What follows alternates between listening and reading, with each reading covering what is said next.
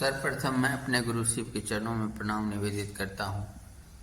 उपस्थित तमाम गुरु भाई गुरु बहनों दृश्य आदेश सभी के अंतरात्मा में बैठे हुए शिव के चरणों में प्रणाम निवेदित करता हूँ। ब्रेन गुरु भराता साहेब हरिदानंद दीदी नीलमानंद के चरणों में प्रणाम निवेदित करता हूँ। अपने सीनियर संजय कुमार यादव के चरणों में प्रणाम निवेदित करता हूँ। आज पुनः शिव गुरु पर चर्चा में अपने गुरु भाइयों एवं गुरु बहनों के अनुरोध पर पुनः पुराने चर्चाओं के विषय पर ही मैं कुछ अपनी बात रख रहा हूँ। अपने गुरु संबंधित चर्चाएं गुरु की आदेश से रख रहा हूँ। आप तमाम गुरु भाई गुरु बहनों को अगर अच्छा लगे तो मेरा YouTube चैनल शिव शिष्य बने और फेसबुक चैनल शिव शिष्य मनोज कुमार पर आप वीडियो देखें, दूसरे को दिखाने के लिए शेयर करें, लाइक करें और नए नए प्रसंग जिस पे आप मुझसे अपेक्षा रखते हों कि शिव चर्चा का टॉपिक देने पर अपने गुरु भाई से कुछ सुने वो आप कमेंट में लिखें। मैं अवश्य आपकी मांग पूरी करने के लिए अपने गुरु से दया करते हुए बात रखूंगा और मेरे चैनल शिव शिष्य बने को सब्सक्राइब करें। जय महादेव। अब आज का प्रसंग है शिव सृजन है, शिव मंदिर है, शिव आदि है, शिव अनंत है। चार शब्द के आगे उपसर्ग के तौर पर शिव है। पहले हम लोग शिव को समझ लें, तब उस शब्द के बारे में जानेंगे तो बहुत बेहतर होगा। हम गुरु भाई गुरु बहना, यह सृजन, यह मंदिर, यह आदि और अनंत, यह शब्द के आगे शिव लगा हुआ है। तो शिव है क्या? इस पे बहुत सारे गुरु भाई गुरु बहना, संत, ऋषि, वेदर्षि, वेद के ज्ञानियों ने अपने अपने संदर्भ में समय के साथ बतलाने और लिखने का कार्य किया। कुछ लोगों ने नहीं भी लिखा, शिव को समझा, लाभ लिया। ऐसे तमाम सभी व्यक्तियों को शिव शिष्य मनोज कुमार का प्रणाम। मैं अपने गुरु आदेशित शिव का संदर्भ में शिव की बात रख रहा हूं। मेरे गुरु शिव ने मुझे यह बतलाया कि इस संसार जिसे हम ब्रह्मांड कहते हैं, इस ब्रह्मांड की रचना 13.7 अरब वर्ष पूर्व हुई है, जो शिव की इच्छा मात्र से हुई है। इसीलिए शिव को सृष्टिकर्ता भी कहते हैं। और कालक्रम से ब्रह्मांड के एक तारा सूर्य और सूर्य के उपग्रह पृथ्वी यह 460 करोड़ वर्ष पहले अस्तित्व में आई। और पृथ्वी के स्थल और जल में विभक्त होने पर जल में जो प्राणवायु ऊर्जा से स्थापित जीव की उत्पत्ति हुई, प्रथम जीव की, वह करीब 380 करोड़ वर्ष पहले। तो मेरे गुरु शिव ने यह समझाया मुझे कि जहां जीव है वहां शिव है। जीव हम इसलिए कहते हैं कि उसमें अपने लिए श्वसन क्रिया, श्वास लेने की ऊर्जा, वह ब्रह्मांडीय ऊर्जा उसमें मौजूद होता है, वह सजीव होता है। अगर वह उस जीव से निकल जाए, वह प्राणवायु ऊर्जा, वह ब्रह्मांडीय ऊर्जा, तो वह निर्जीव हो जाता है। तो सजीवता की बोध कराने वाली इस पृथ्वी पर जितने भी जीव हैं, पेड़ पौधे हैं, सभी शिव के अंश हैं, सभी शिव हैं।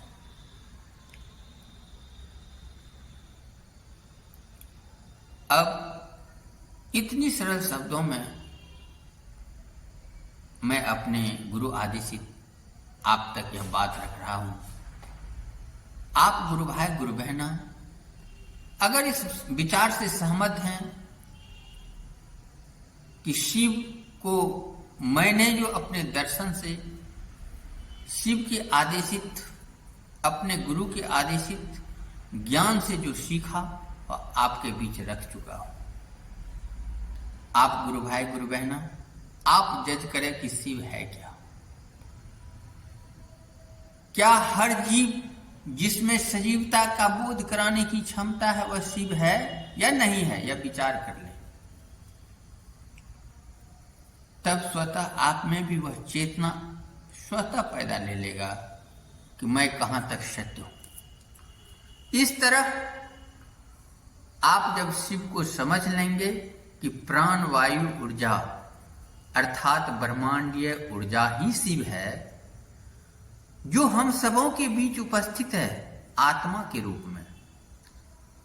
हम सब के बीच यह शिव जब तक है तब तक हम शिव हैं। शिव के समान दूसरे का लिए कल्याण करते हैं, चाहे मानसिक तौर पर करें, आर्थिक रूप में करें, शारीरिक रूप में करें, हर किसी के लिए किसी न किसी रूप में कल्याणकारी कार्य करते हैं। हम लोग शिव के अंश हैं। और जो ही यह आत्मा शरीर को छोड़ता है,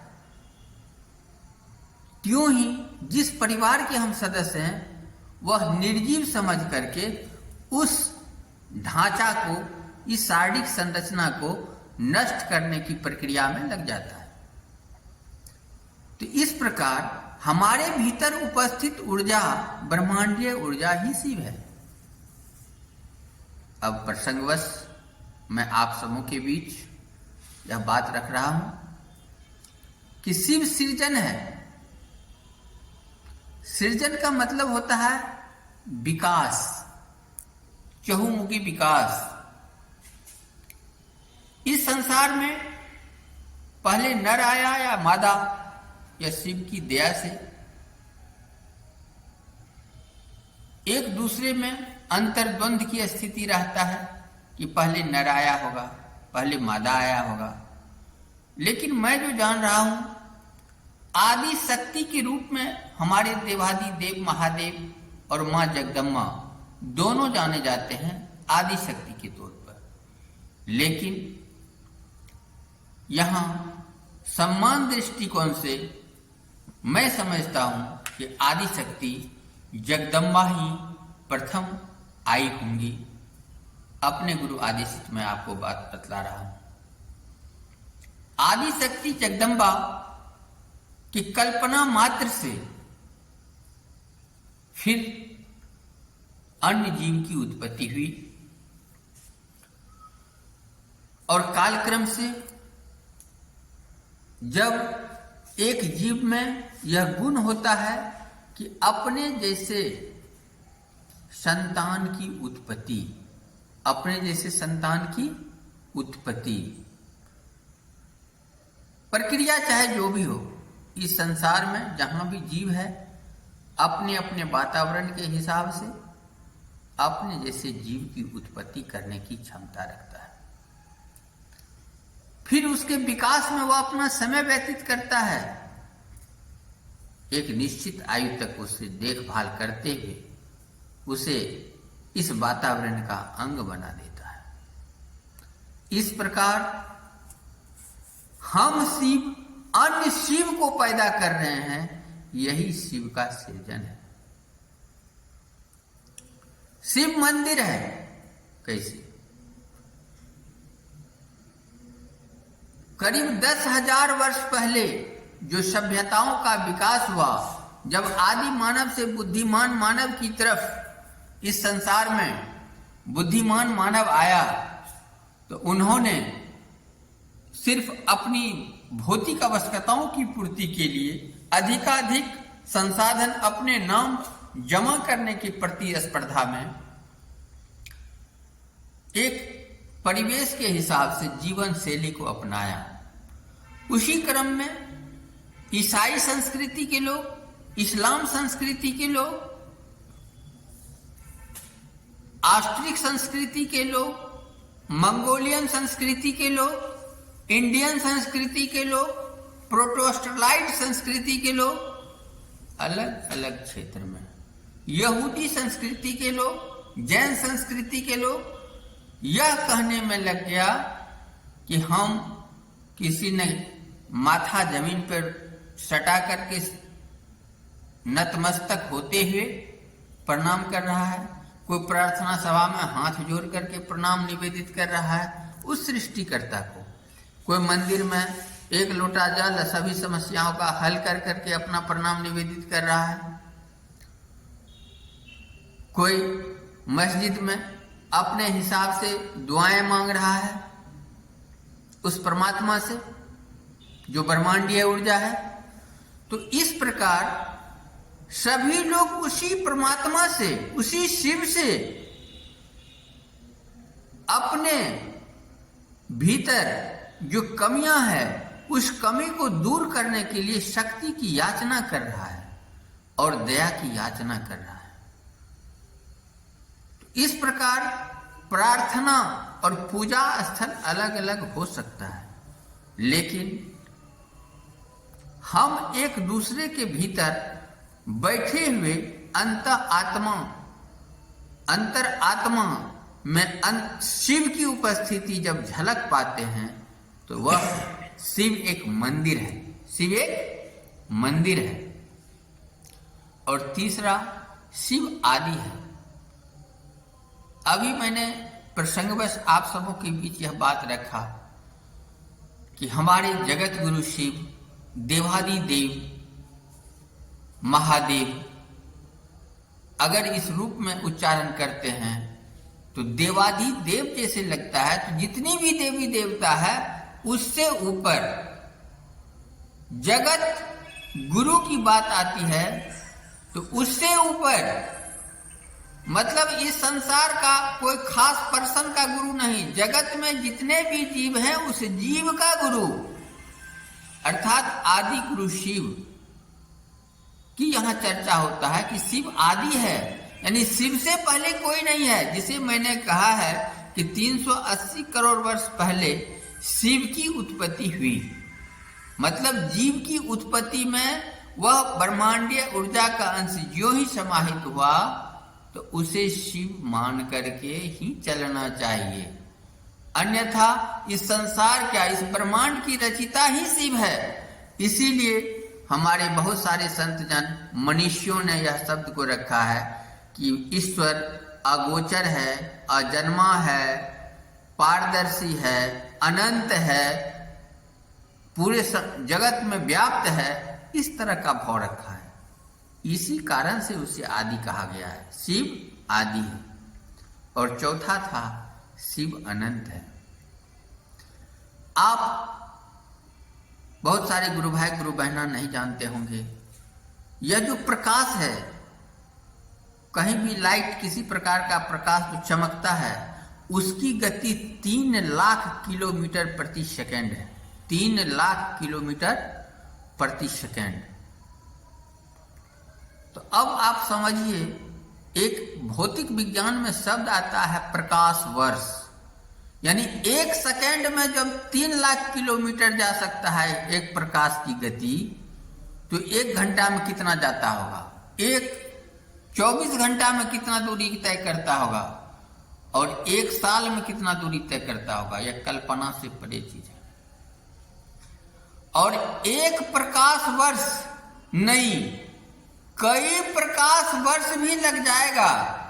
तो यह जो हम ब्रह्मांड पार ब्रह्म की बात कर रहे हैं, उसके एक छोर से दूसरे छोर तक प्रकाश को पार कर जाना या प्रकाश की गति के लिए असंभव के समान है। इसीलिए यह कहा गया है कि शिव अनंत है, शिव अनंत है, उसका कोई अंत नहीं है, कोई ओर छोर नहीं है। हम सब अपने अपने इस विश्व संदर्भ में एक क्षेत्र के लोग अपनी सामर्थ्य हिसाब से पूरी दुनिया में नहीं जा सकते, लेकिन अगर शिव की दया हो जाए तो यह लौकिक और पारलौकिक जगत की जब बात आती है तो आप अपने आत्मा को अपने शरीर से निकालते हुए इस पार ब्रह्म में विचरण भी कर सकते हैं, शिव का कार्य भी कर सकते हैं, पुनः लौट करके अपने शरीर में स्थापित भी कर सकते हैं और लौकिक भोग को भी प्राप्त कर सकते हैं। यह गुरु शिव की दया है। इस तरह मैं अनुरोध करता हूं कि मेरे गुरु शिव हैं, आपके भी गुरु शिव हो सकते हैं। आपको अगर यह परिचर्चा अच्छा लग रहा हो कि शिव सृजन है, शिव मंदिर है, शिव आदि है, शिव अनंत है, तो आप भी शिव को गुरु मानकर शिव से लाभ पाने का प्रयास करें। शिव के अंतरिक्ष साम्राज्य में अपने नामों की घोषणा करा लें। इन्हीं चंद शब्दों के साथ मैं इस चर्चा को अंतरिक्ष साम्राज्य में संप्रेषित कर रहा हूँ। जय महादेव।